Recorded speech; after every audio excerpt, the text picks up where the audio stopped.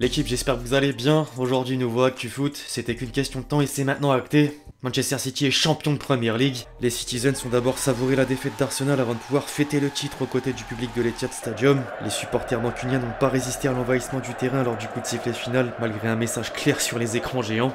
Au-delà des sacres confirmés en Italie, en Espagne ou en Angleterre, la lutte pour le maintien et les places européennes doivent encore livrer leur dernier mot. D'ailleurs, la Ligue des Champions connaît à peine la moitié des clubs mathématiquement qualifiés à l'approche de la fin de la saison. Newcastle, la Lazio et Feyenoord font leur retour, mais il y a d'autres surprises à venir. Les amis, c'est le moment de faire le point sur l'avancée des 5 ligues majeures avec quelques informations complémentaires, dont les rumeurs de transfert. L'équipe vient justement de révéler que Paris Saint-Germain et Manchester United ont entamé les négociations pour Neymar. Casemiro ferait le forcing pour attirer son compatriote, pendant qu'un prêt gratuit serait à l'étude. Les Red Devils prendraient néanmoins en charge l'intégralité du salaire. C'est seulement le début de la période et Neymar n'est pas le seul grand nom sur la table avec un peu d'avance. Après Messi et le potentiel retour au Barça, le Mundo Deportivo a lâché une bombe selon laquelle Ronaldo voudrait déjà quitter Al Nassr. Il aurait constaté la réalité du club saoudien et la situation du pays où les infrastructures sont très éloignées de la société moderne. À en croire le média catalan, le quintuple Ballon d'Or souhaiterait revenir en Europe. Affaire à suivre. En parlant de Ronaldo, la femme du Portugais sort d'une polémique particulière, c'est le cas de le dire. Georgina Rodriguez a sorti une vidéo avec le plus jeune des enfants du couple qui portait un ensemble du Barça, à qu'à l'ennemi d'une décennie de l'ancien joueur du Real Madrid. C'est dur de critiquer une chose pareille, même si elle a donné la meilleure des réponses ensuite. Madame Ronaldo a publié une autre photo avec le maillot extérieur de la Maison Blanche sur les épaules du petit et la localisation Madrid dans le post Insta. En vrai masterclass. Bref, les amis, je compte sur vous pour lâcher votre meilleur j'aime sous la vidéo, comme c'est de plus en plus le cas ces derniers temps. L'objectif des 3000 likes tient toujours pour augmenter le référencement de la chaîne, et je vais juste dire merci à tous ceux qui le feront, une fois de plus.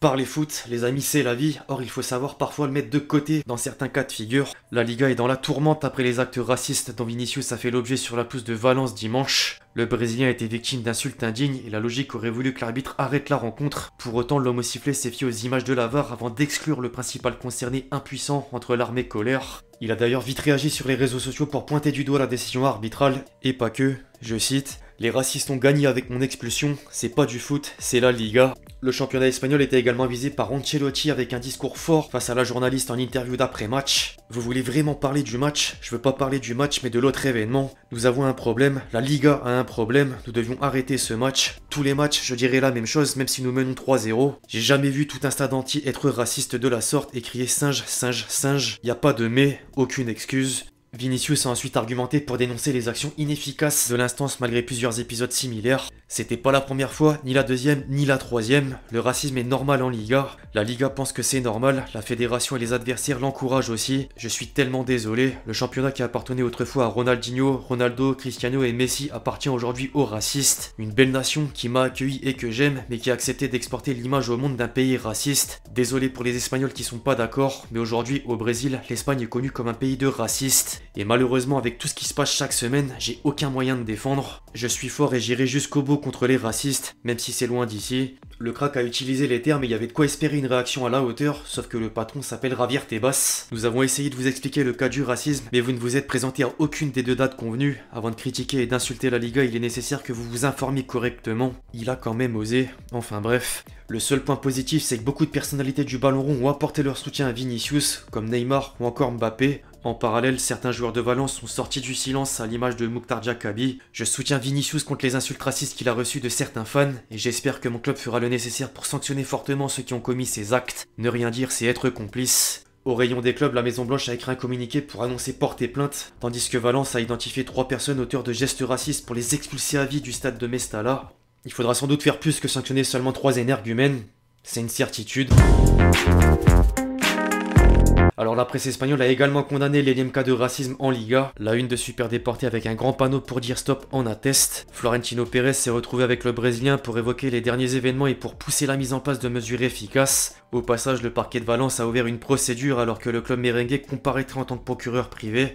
A noter que les 6 personnes en charge de la VAR sont démis de leur fonction pour avoir uniquement montré les images de la réaction de Vinicius. Au lendemain de la rencontre, les quotidiens madrilènes étaient sans surprise scandalisés devant de tels comportements. As rapportait les paroles d'Ancelotti et Marca jugeait le tout intolérable avec le résultat du match. Le Real Madrid s'est incliné sur le plus petit des scores pendant que l'Atlético a infligé une claque à Osasuna. Les colchoneros ont repris la place de dauphin du Barça au Madrilène.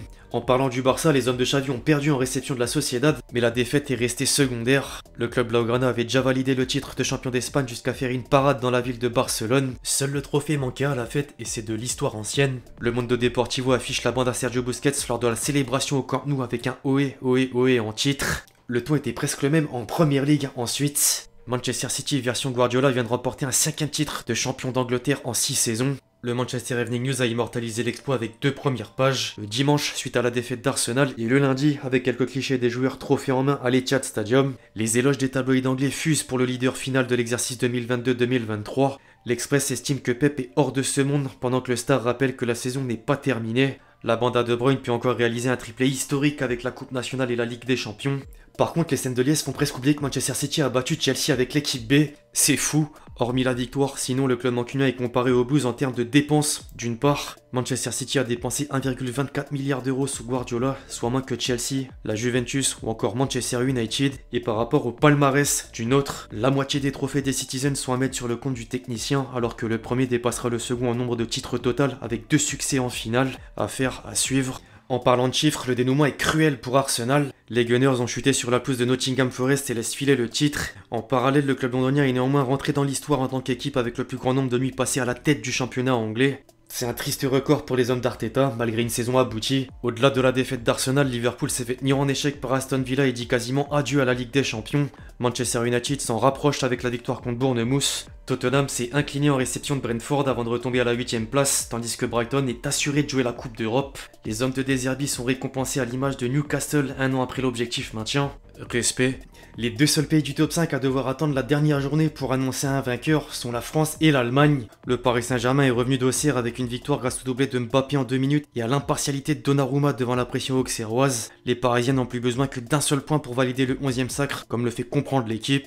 Derrière, la lutte pour la 2e marche du podium semble toucher au but. Marseille a perdu le nord à Lille pour reprendre la Provence, mais a surtout donné l'opportunité à Lens de prendre 5 points d'avance. Les 100 et or, vainqueurs à Lorient, auront besoin d'un match nul lors des 2 dernières journées pour accéder directement à la Ligue des Champions la saison prochaine. En parallèle, Monaco a également perdu gros à Lyon. Un Noël Princier a inversé la tendance à domicile alors que le prochain adversaire des Monégasques s'est permis une manita en Corse. Rennes a écrasé Ajaccio et disputera une demi-finale samedi pour tenter de revenir au même niveau que le club de la Principauté.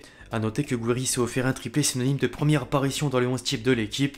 Les amis, un mot sur le bas de tableau car il y a de bonnes et de mauvaises nouvelles. Brest a fait tomber Clermont et fera encore partie de l'élite pour une 5e saison consécutive. En revanche, la une du Télégramme contraste avec celle de Presse Océan. La situation devient plus que critique pour Nantes, balayée par Montpellier à domicile. Les Canaries figurent à la 17e position relégable à une longueur de retard d'Auxerre. Une descente ferait forcément mal pour un des 2 clubs, mais le suspense est total.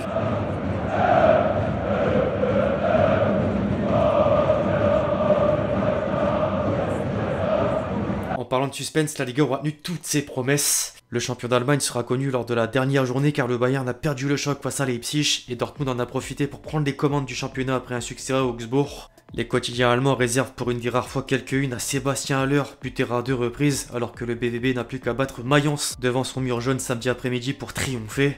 La saison 2022-2023 est vraiment incroyable entre la Coupe du Monde, des champions différentes d'habitude et le retour de certains clubs en Ligue des Champions. Par contre, l'histoire est beaucoup plus difficile pour le Hertha Berlin de Touzard et Kevin Prince-Boateng désormais relégué en Bundesliga 2. Le voisin Union s'en est bien mieux tiré que les années précédentes. Enfin, du côté de l'Italie, Naples a déjà validé son Scudetto.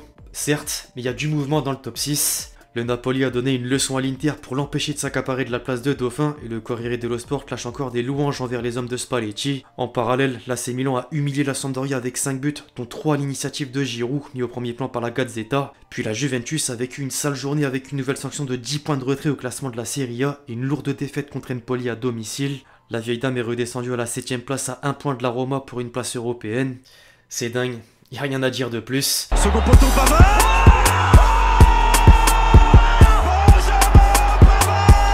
Avant de clôturer la vidéo les amis, c'est l'heure de caler le petit top but. Vers Casemiro, la bonne intervention.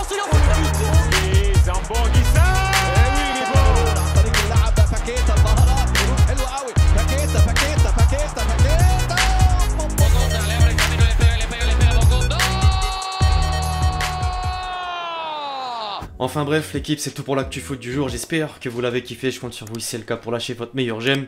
Comme d'habitude, n'hésitez pas à me donner votre avis sur tous les sujets qu'on a pu aborder aujourd'hui et sur la fin des 5 ligues majeures. D'ici là, on se retrouve très vite sur la chaîne pour de nouvelles vidéos. C'était Lexti. Ciao, ciao.